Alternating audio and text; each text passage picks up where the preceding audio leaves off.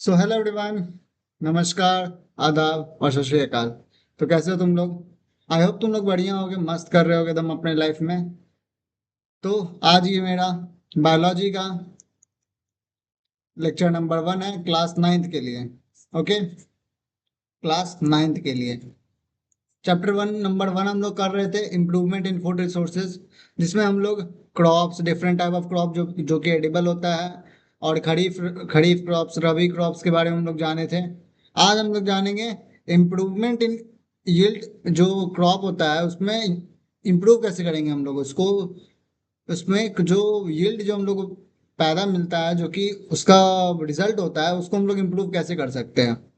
और उसका उसमें से एक पॉइंट होगा क्रॉप प्रोडक्शन मैनेजमेंट, उसमें जानेंगे। और न्यूट्रिएंट मैनेजमेंट को जानेंगे कि न्यूट्रिएंट कैसे मैनेज करते हैं क्रॉप्स में। ठीक है, चलो स्टार्ट करते हैं। तो टॉपिक है इम्प्रूवमेंट इन यील्ड। मीन्स जो हम लोग को रिजल्ट मिल रहा है, जो प्रोडक्टिविटी मिल रहा है, उसमें कैसे इंप्रूवमेंट लाएं। तो following 3 scientific approaches, 3 scientific approach है, मतलब साइंस साइंस से रिलेटेड, मतलब साइंस से स्टडी किया गया है, साइंटिफिक स्टडी से 3 साइंटिफिक अप्रोच है। क्या है?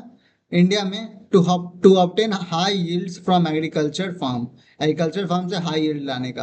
पहला क्रॉप क्रॉप प्रोडक्शन मैनेजमेंट। देखो, क्रॉप प्रोड्यूस कैसे करेंगे ये पहले जानना जरूरी है। क्रॉप किस तरीके से प्रोड्यूस करें कि हमारा जो प्रोडक्टिविटी निकले, यील्ड निकले, वो सबसे मैक्सिमम हो, सबसे बेस्ट हो। समझ में आ रहा है? उसके लिए हम लोग पहले इस चीज को स्टडी करेंगे, कैसे प्रोड्यूस किया जाए, कैसे प्रोडक्टिविटी इंक्रीज किया जाए। उसके बाद दूसरा स्टेप पढ़ेंगे क्रॉप वैरायटी इंप्रूवमेंट, कि हम लोग का जो क्रॉप का जो वैरायटी है उसको इम्प्रूव कैसे करें। मान लो एक क्रॉप जो हम लोग इंडिया में यूज कर रहे हैं वो डिजीज रेजिस्टेंस नहीं है, वो बहुत अच्छा यील्ड देता है, बहुत अच्छा प्रोडक्टिविटी देता है, बट वो डिजीज रेजिस्टेंट नहीं है, ज्यादा नहीं है। अगर उसको थोड़ा भी कोई डिजीज होता है तो वो फैल के वो पूरा सड़ जाएगा। तो ऐसे पौधे का ज्यादा यूज भी हम लोग नहीं कर सकते, मतलब ज्यादा प्रोडक्टिविटी भी नहीं दे पाएगा, क्योंकि डिजीज बचा के रखना भी बहुत मुश्किल काम होता है। तो हम लोग क्रॉप का वैरायटी भी इम्प्रूव करेंगे, कि हाइब्रिड क्रॉप बनाएंगे, कि भाई जिसमें डिजीज रेजिस्टेंट का भी कैपेबिलिटी हो, और वो यील्ड भी बहुत अच्छा देता हो, प्रोडक्टिविटी भी उसका बहुत बढ़िया हो। तीसरा स्टेप होगा क्रॉप प्रोटेक्शन मैनेजमेंट। अब क्रॉप प्रोड्यूस कर लिए, उसका वैरायटी पूरा इंप्रूव कर दिया, उसको जब स्टोर करोगे तो उसको प्रोटेक्ट भी तो करना होगा ना। जो पेस्ट या इंसेक्ट जो कि रहते हैं, उसको प्रोटेक्ट भी करना होगा उन सबसे, उस क्रॉप को, कि वो लोग उसको हार्म ना पहुंचाए किसी तरीके से। तुमको जब स्टोर करने का बारी आएगा तो भी उसको प्रोटेक्ट करना होगा। बात समझ में आ रहा है? तो ये 3 बहुत मेजर स्टेप्स हैं, जो कि किसी भी क्रॉप या किसी भी एग्रीकल्चरल फील्ड से रिलेटेड, जो कि क्रॉप है, उसका यील्ड बढ़ा देता है, उसका प्रोडक्टिविटी बढ़ा देता है। ओके, सो हम लोग पहले पढ़ेंगे क्रॉप प्रोडक्शन मैनेजमेंट के बारे में। हम लोग इस चैप्टर में यही तीनों पॉइंट्स को डील कर रहे होंगे पूरे डिटेल में। तो सबसे पहला क्रॉप प्रोडक्शन मैनेजमेंट। तो crop production management refers to the controlling the various aspects of crop production. हम लोग क्रॉप प्रोडक्शन कैसे कैसे करते हैं उसको कंट्रोल करने का, कि सही वे में करें, जिससे प्रोडक्शन जो मैक्स हो, वो जो यील्ड हो वो मैक्सिमम मैक्सिमम निकले, जो प्रोडक्टिविटी हो वो मैक्सिमम हो। ठीक है, to obtain the maximum and best yield. देखो, क्वांटिटी वाइज सिर्फ ज्यादा होना is not a good thing, quantity and quality दोनों सुपीरियर होना चाहिए। मान लो तुम जैसे कोई कोई बहुत ज्यादा गेहूं या फिर वीट का प्रोडक्शन हुआ है, बट उसका क्वालिटी अच्छा नहीं है। और एक तरफ वो है जिसका क्वालिटी अच्छा है बट उसके पास क्वांटिटी नहीं है। हम लोग को कैसा चाहिए, क्वांटिटी भी अच्छा हो, क्वालिटी भी अच्छा हो। समझना? तो इसीलिए लिखा है मैक्सिमम एंड बेस्ट यील्ड चाहिए हमको क्रॉप प्रोडक्शन मैनेजमेंट से। तो उसमें कुछ कुछ वेरियस एस्पेक्ट कंट्रोल करेंगे, वेरियस एस्पेक्ट्स को हम लोग अपने तरह से रेगुलेट करेंगे, जिसके वजह से प्रोडक्शन क्या होगा, मैक्सिमम होगा। ठीक। सो तो इसमें तीन तीन कंपोनेंट आता है। ठीक, न्यूट्रिएंट मैनेजमेंट, हम लोग को उस क्रॉप का न्यूट्रिएंट को मैनेज करना हो, कि उसको क्या क्या न्यूट्रिएंट चाहिए, कैसे कैसे हम लोग देंगे, किस किस वक्त पे चाहिए और किस मात्रा में चाहिए। बहुत ज्यादा चाहिए कि बहुत कम चाहिए ये न्यूट्रिएंट, या फिर ये न्यूट्रिएंट चाहिए ही नहीं इसको। तो हम लोग को ये न्यूट्रिएंट मैनेजमेंट देखना होगा क्रॉप का। उसके बाद इरिगेशन हम लोग जानेंगे कि भाई उसको सिंचाई कैसे करें। सिंचाई करेंगे तभी ना उसका जो ग्रोथ होगा, डेवलपमेंट होगा क्रॉप का, वो बहुत प्रॉपर तरीके से हो पाएगा। उसको बहुत ज्यादा पानी चाहिए, या फिर बहुत न्यूट्रिएंट रिच सॉइल चाहिए। उस तरह का हम लोग कंडीशन देखेंगे हर एक क्रॉप का कंडीशंस देखेंगे, उस हिसाब से हम लोग उसको कंडीशन प्रोवाइड करेंगे जिससे वो प्रोडक्टिविटी अपना बेस्ट दे। तीसरा, क्रॉपिंग पैटर्न, उसको किस तरीके से लगाए, क्रॉप शो करें जिससे वो क्या हो, उसका जो यील्ड हो वो मैक्सिमम निकले कम जगह में भी। मतलब एक होता है ना, जैसे एक होता है जैसे पूरे लैंड पे हम सिर्फ ऐसे ही बिछा दिए, मतलब सिर्फ पूरा सीड सो कर दिए एंड उस पे क्या हुआ, क्रॉप्स उगा। बट क्या होता है, ये सब क्रॉप्स को सेम अमाउंट ऑफ न्यूट्रिएंट वगैरह नहीं मिल पाता है। तो एक तरीका होता है, एक पैटर्न होता है हर एक क्रॉप को सो करने का, हर एक क्रॉप को लगाने का अपने अपने फील्ड में। तो उसी क्रॉपिंग पैटर्न्स को जानिए कि कौन कौन से क्रॉपिंग पैटर्न से हम लोग क्या क्या लगा सकते हैं, कैसे कैसे लगा सकते हैं, जिससे हमारा प्रोडक्टिविटी इंक्रीज हो, हाई हो, और उससे क्या क्या फायदा, बेनिफिट एंड डिसएडवांटेजेस होगा। तो हम लोग इन तीनों पॉइंट को जानेंगे क्रॉप प्रोडक्शन मैनेजमेंट के अंदर।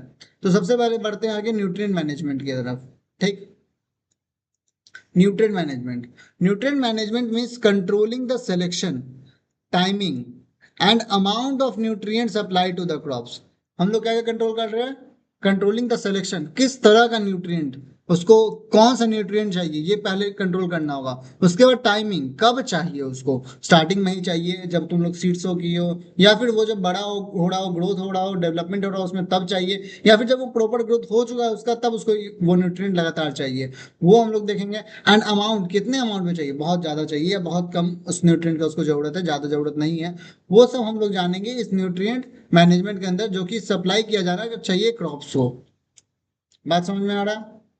देखो पॉइंट्स पॉइंट्स वाइज नोट्स बनाते जाना तुम लोग भी, तभी तुम लोग को आसानी पड़ेगा, या फिर वीडियो को पॉज करके नोट्स बनाते जाना लिखते लिखते। हम यहाँ पे इसलिए लेते हैं क्योंकि हम डायरेक्ट समझा पाएंगे तुम लोगों को, जिससे टाइम तुम्हारा ही बचेगा और मेरा ही बचेगा, वरना फिर वीडियो बहुत लंबा हो जाता है। ओके। सो इसके बाद बात करते हैं, देखो there there are about 40 elements found in the plant ash. देखो जब प्लांट के ऐश में लगभग 40 एलिमेंट्स पाए जाते हैं, जिसमें से 16 एलिमेंट ही सिर्फ होते हैं जिसका जरूरत होता है प्लांट ग्रोथ और डेवलपमेंट में। मतलब जो 40 एलिमेंट मिला, न्यूट्रिएंट नहीं है वो, 40 एलिमेंट मिलता है प्लांट के ऐश में, मतलब राख में। तो जो मिलेगा वही उसका जरूरत होगा।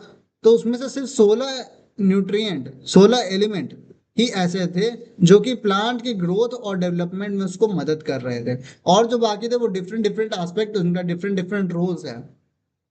प्लांट की ग्रोथ और डेवलपमेंट के रोल के लिए सिर्फ 16 एलिमेंट्स ही जिम्मेदार थे। Okay. So hence these 16 elements are called essential elements. इनको क्या कहे, इसेंशियल एलिमेंट्स का है, या फिर इसेंशियल प्लांट न्यूट्रिएंट, इसको प्लांट न्यूट्रिएंट भी कहा है, इसेंशियल प्लांट न्यूट्रिएंट जो कि जरूरी है। Out of 16 elements, 2 elements, carbon and oxygen are obtained from air. Carbon और ऑक्सीजन कहाँ से मिल जाता है, एयर से मिल जाता है प्लांट को। और हाइड्रोजन कहाँ से चाहिए होता है, वाटर से मिल जाता है। मतलब 16 जो छठा, उसमें से दो कार्बन और ऑक्सीजन जो कि उसको एयर से मिल जाता है, और एक तीसरा एलिमेंट हाइड्रोजन, वो उसको वाटर से मिल जाता है। So remaining 13 elements are supplied by the soil. और जो बचा 13 जो कि प्लांट ग्रोथ और डेवलपमेंट में चाहिए था, वो कहाँ से मिलता है, सॉइल से मिलता है। These 13 elements are minerals. ये कौन सा एलिमेंट्स है, ये मिनरल्स है। ओके। सो देखो एक माइंड मैप में बनाते हैं, टोटल एलिमेंट्स कितना मिला, टोटल एलिमेंट्स, अगर टोटल एलिमेंट्स का बात किया जाए तो कितना मिला, 40। ओके। इस 40 का क्या हुआ, एक तो हो गया कि जैसे 24 elements for different purpose, for different purpose. Okay. 24 element दूसरे दूसरे पर्पस के लिए होता है, और जो 16 एलिमेंट होता है, 16 elements, 16 elements for plant growth, plant growth and development. Okay. अब इस 16 एलिमेंट में, इसमें कार्बन एंड ऑक्सीजन ये कहाँ से मिल जाता है, एयर से मिलता है। ओके। उसके बाद हाइड्रोजन, हाइड्रोजन कहाँ से मिल जाता है, वो वाटर से मिल जाता है, H2O। ओके, समझ में आया? और जो तीसरा जो 13 एलिमेंट हुआ, 13 एलिमेंट्स, 13 एलिमेंट्स वो कहाँ से मिलता है, फ्रॉम सॉइल, सॉइल से मिल जाता है उसको। सो ये एक समझो, एक डायरेक्शन मैप है। टोटल एलिमेंट 40 मिला उसको, 40 में से 16 उसको चाहिए था, इसेंशियल न्यूट्रिएंट था, जो कि प्लांट ग्रोथ एंड डेवलपमेंट में चाहिए होता है। 16 में से कार्बन एंड ऑक्सीजन जो दो है वो हवा से मिल जाता है, हाइड्रोजन वाटर से मिल जाता है, and 13 element from soil. Okay.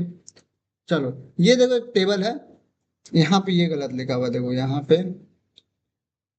पे होगा माइक्रो, यहाँ पे ये होगा माइक्रो। इसको सही कर लेना बस, ठीक है। सो कार्बन एंड ऑक्सीजन ये मैक्रो न्यूट्रिएंट कहलाता है। मैक्रो न्यूट्रिएंट बताएंगे क्या होता है, माइक्रो भी बताएंगे क्या होता है। हाइड्रोजन वही मैक्रो न्यूट्रिएंट। देखो कार्बन और ऑक्सीजन कहाँ से मिल गया, एयर से मिल गया।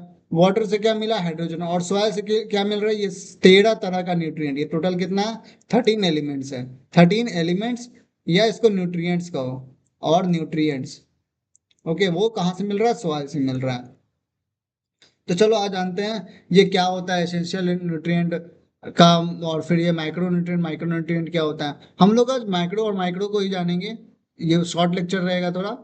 उसके बाद अगली बार हम लोग पढ़ेंगे मैन्योर और फर्टिलाइजर को डिटेल में पढ़ेंगे, बहुत डिटेल से स्टडी होगा। तो वो तो ऐसा लंबा जाएगा, बट ये लेक्चर तो शॉर्ट ड्यूरेशन का ही रहेगा, ज़्यादा इसमें नहीं है जानने को। ओके, इसमें तुम लोग को याद करना है मेनली कि मैक्रो न्यूट्रिएंट कौन कौन से होते हैं, माइक्रो न्यूट्रिएंट का कौन कौन से होते हैं, और दोनों होते क्या क्या है। Okay, so types of essential nutrient. सबसे पहले एसेंशियल न्यूट्रिएंट जो हम लोग क्या जाने, 16 एलिमेंट्स। सो मीज जो कि एक साइंटिस्ट का नाम है, 1915 में क्या किया, डिवाइड किया essential plant nutrient into two categories. दो कैटेगरीज में बांटे एसेंशियल न्यूट्रिएंट को, पहला मैक्रो न्यूट्रिएंट और दूसरा micro nutrient. So macro nutrient या फिर मैक्रो एलिमेंट्स वो क्या होते हैं, they are those essential nutrient which are present in plants in easily detectable quantities more than 1 ppm of plant body, means 1 milligram per gram of dry weight। देखो सीधा सीधा बात है, मैक्रो न्यूट्रिएंट वो न्यूट्रिएंट हुए जो कि ज्यादा अमाउंट में चाहिए होता है, इन large quantity, in large amount, in large amount, required in large amount. Okay, ये सीधा सीधा स्टेटमेंट हुआ, required in large amount means जो प्लांट्स को है उनको बहुत मात्रा में मैक्रो न्यूट्रिएंट्स चाहिए। वही बोल रहा है यहाँ पे, these are those essential elements. ये कैसे, these are those element essential elements which are present in plants, जो कि प्लांट्स में प्रेजेंट होते हैं in easily detectable quantity. Detectable मतलब आसानी से हम लोग पता चल सके हम लोग को। ऐसा ना हो कि हम लोग को बहुत केमिकल रिएक्शंस वगैरह देके स्टडी करना पड़े कि कौन कौन सा न्यूट्रिएंट या कौन कौन सा एलिमेंट्स अवेलेबल है, हम लोग को आसानी से पता चल जाए। ठीक है, इन डिटेक्टेबल क्वांटिटीज, क्वांटिटीज मतलब क्या, आसानी से पता चल जाए इतना मात्रा है उसका। मतलब एक होता है ना, जैसे एटम तुमको नहीं दिख सकता है, लेकिन वही मान लो जिंक एक एटम है, जिंक एक एलिमेंट है जो तुम लोग को नहीं दिख सकता है अगर सिर्फ एक रहे तो, बट वो पूरा मेटल बन जाए, उसमें लाखों करोड़ों एटम्स एलिमेंट्स मिल जाए एक साथ, तो तुमको पूरा जिंक दिखने लगेगा। बात समझ में आ रहा है। तो मैक्रो न्यूट्रिएंट वैसे न्यूट्रिएंट हुए जो तुमको आसानी से दिख जाएंगे, तुमको आसानी से पता चल जाएंगे क्वांटिटी, उनका डिटेक्ट कर सकते हो तुम कि अच्छा यहाँ पे ये क्वांटिटी है, इसमें है, जैसे ऑक्सीजन प्रेजेंट है प्लांट में या फिर नाइट्रोजन प्रेजेंट है प्लांट में। मोर than 1 ppm of plant body. अब ये क्या बोल रहा है, ये भैया 1 ppm क्या हो गया यार। देखो 1 ppm क्या होता है, 1 मिलीग्राम, 1 मिलीग्राम पर ग्राम। ये 1 ppm ऑफ प्लांट बॉडी का बात कर रहे हैं, ठीक है, 1 ppm of plant body. So ये क्या हुआ, 1 milligram per gram of dry weight. Of dry weight मतलब क्या हुआ, देखो उसमें से क्या किए, प्लांट लिए, तो मान लो एक प्लांट लिए, उसमें से पूरा वाटर को ड्राई अब्सॉर्ब करवा दिया, ठीक है, एकदम पूरा सूख गया प्लांट। अब उसमें वाटर कंटेंट नहीं है, मतलब H2O प्रेजेंट नहीं है। अब क्या हुआ है उसमें, अब उसमें जो जो चीज प्रेजेंट है उसमें क्या किए कि उसका मोर देन 1 ppm मीन्स उसका, उस जो प्लांट है उसका 1 मिलीग्राम, 1 ग्राम उठाए, 1 gram weight means 1 gram weight लिए, उसमें हम लोग देखें कि वो न्यूट्रिएंट कितना प्रेजेंट है।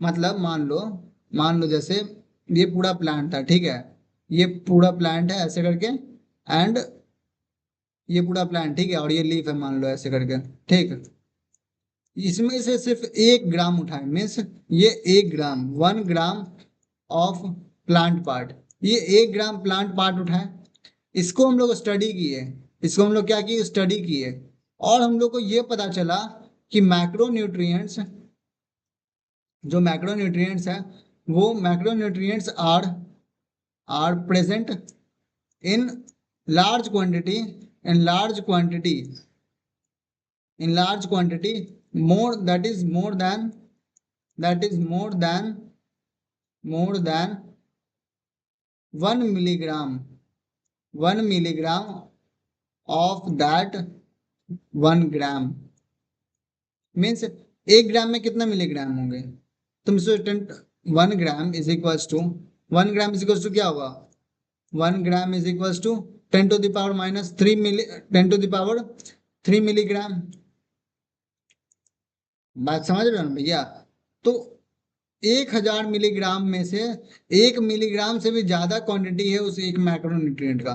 सोचो तुम्हारे पास 7 मैक्रोन्यूट्रिएंट है, और 7 में से तुम्हारा एक ही मैक्रोन्यूट्रिएंट कम से कम 1 मिलीग्राम से भी ज्यादा है उस पूरे 1 ग्राम में। ये बहुत बड़ा बात होता है इन टर्म्स ऑफ, जब तुम बहुत डिटेल में स्टडी करोगे, बहुत अंदर तक स्टडी करोगे, तुमको ऐसे भी सुनने में छोटा लग रहा होगा, 1 ही मिलीग्राम तो है पूरे 1 ग्राम में, ये कौन सा बड़ा बात हो गया, मतलब 1000 में एक पार्ट बस। बट ऐसा नहीं है, ये होना अपने आप में बड़ा बात होता है। सो मैक्रोन्यूट्रिएंट बहुत लार्ज क्वांटिटी में चाहिए होते हैं, और वो प्लांट्स में 1 ppm से भी ज्यादा में प्रेजेंट होते हैं। More than 1 ppm of plant body, 1 ppm of plant body में भी ज्यादा में प्रेजेंट होते हैं। ठीक। Out of 13 essential mineral element, 6 are micronutrient, sorry 6 are macronutrient. 6 ही होते हैं मैक्रोन्यूट्रिएंट, जो कि क्या है, nitrogen, phosphorus, potassium, calcium, magnesium and sulphur. Okay, so ये 6 मैक्रोन्यूट्रिएंट है, देखो इनको याद रखना जो बहुत जरूरी है। अब बात करते हैं माइक्रोन्यूट्रिएंट पे। देखो अब नाम से पता चल रहा है, माइक्रो मतलब कम। So they are those essential elements which are present in plants in a small quantity, बहुत small quantities में present होते हैं। means required, means इनका क्या होगा, required in small quantities। Okay, इनका जरूरत होता है स्मॉल क्वांटिटीज में। लेस देन 1 ppm और 1 milligram per gram of dry matter, और ये कितना में प्रेजेंट रहेंगे, 1 ppm से भी कम में प्रेजेंट होते हैं, मतलब 1 मिलीग्राम भी नहीं प्रेजेंट है 1000 मिलीग्राम में से। Okay, all of them are mineral elements, इसमें सारे मिनरल एलिमेंट्स हुए माइक्रो में से।